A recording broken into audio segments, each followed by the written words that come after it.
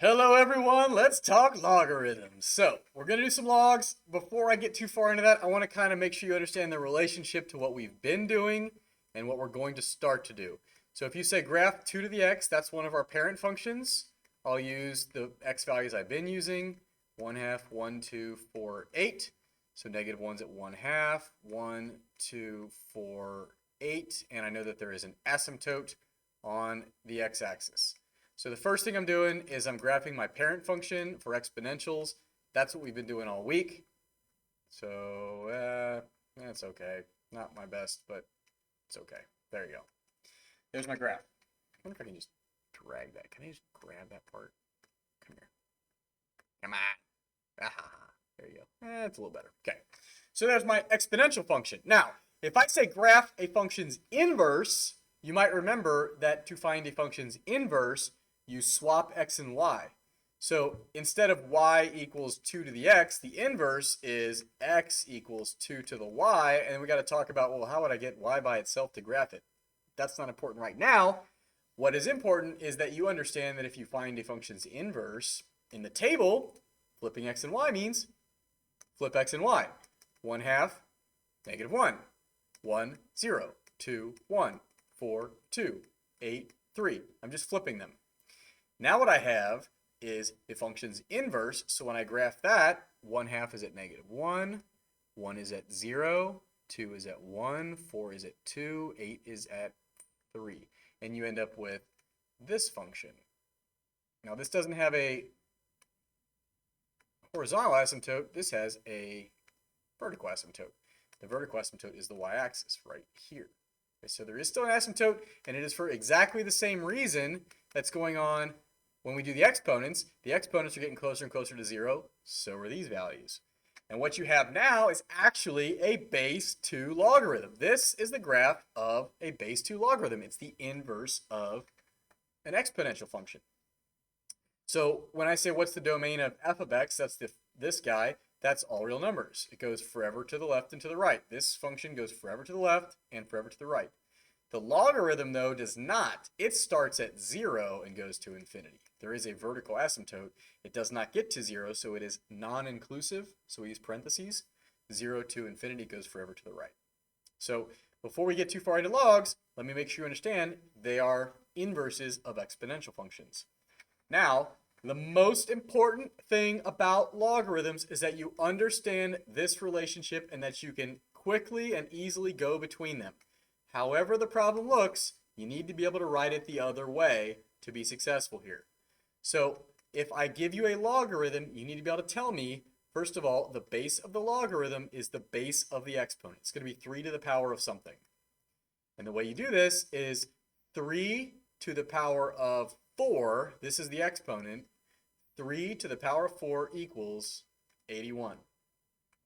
That's true. 3 times 3 is 9, times 3 is 27, times 3 is 81. So that's what this is saying.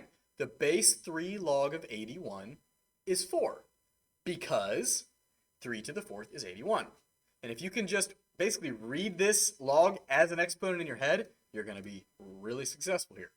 7 to the 1st equals 7. That's what this is telling you. 7 to the 1st power is 7.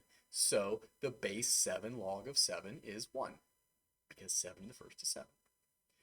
14 to the 0 power. 14 to the 0 power is 1. Anything to the 0 power is 1. So the log of 1 will always be 0. Any base, doesn't matter what it is. X is always going to be, or it doesn't matter what x is. This is always true with positive numbers. 1 half to the negative 5th equals 1 half to the negative 5th equals 32. And that is true, but let me make sure you understand why. If it's a negative exponent, I'm going to now make it 2 over 1 to the 5th. And then you're like, oh, that's 2 to the 5th. 2 to the 5th is 32. Okay, I get it. Negative exponents are going to come up a lot when we're doing logarithms, and so are fractional exponents. So you are going to have to get used to that. That may be the toughest part. But most important is that you can go from the log to the exponent and from the exponent to the log. So the similar idea, I'm going to take the exponential and I'm going to write it as a log. This is base 10. You don't really need to write that. We'll talk about that more later. Base 10, 10 to the third is 1,000. 10 to the third is 1,000. That's what this is saying. 10 cubed is 1,000, so the base 10 log of 1,000 is 3, which it's called a common log. You don't actually need to write base 10, it's implied. If there is no base, it's implied to be 10. It's called a common log. All right, let's try another one. The base of the exponent is the base of the log. So 81 to the, what's my exponent here? 1/2 equals 9. And you might remember that 81 to the 1/2 is the same as the square root of 81, so that's why it's 9. Base 2. 2 to the exponent's negative third of 1/8. The base 2 log of 1/8 is negative third. Again, because 2 to the negative third is 1 over 2 to the third. That's what the negative exponent means. Move me to the bottom, and I'm happy and positive.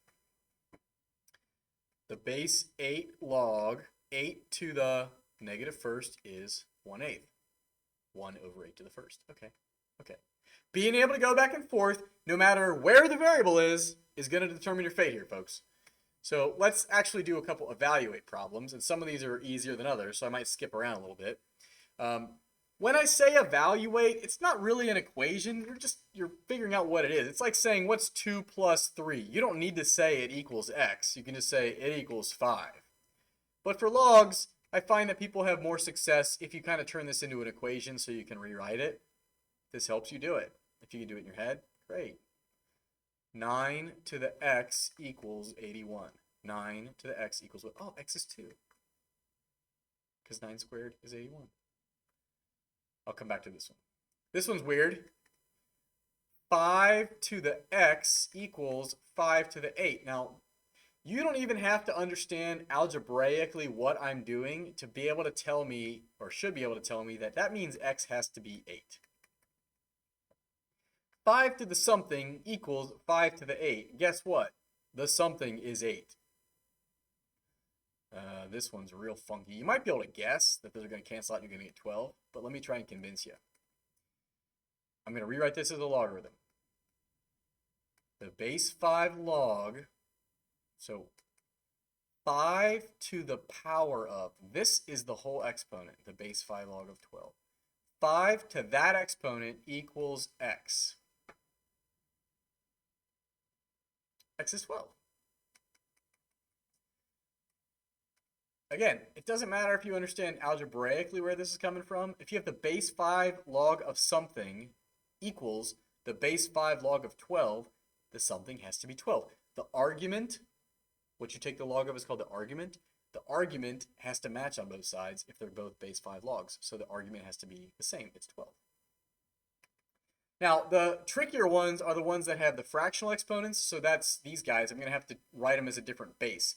So I'm going to write this as equals x, and then I'll try and write it as a log, or as an exponent. 4 to the x equals 1/8. And I'm like, 1/8 is not a power of 4. At least it's not 4 squared, 16. So 4 to the first is 4. That's not 8. 4 doesn't multiply into 8 exponentially unless we have fractions. So what we're going to do is, we're going to think if like 4 and 8 do share anything, and they both are powers of 2. 4 is 2 to the 2x. Now, this is 1 over 2 cubed. 1/8 is 1 over 2 cubed, but I'm going to write that as 2 to the negative third. If the 3's in the denominator, I can write it as 2 to the negative third in the numerator at the top. And this is again where you're like, wait a minute.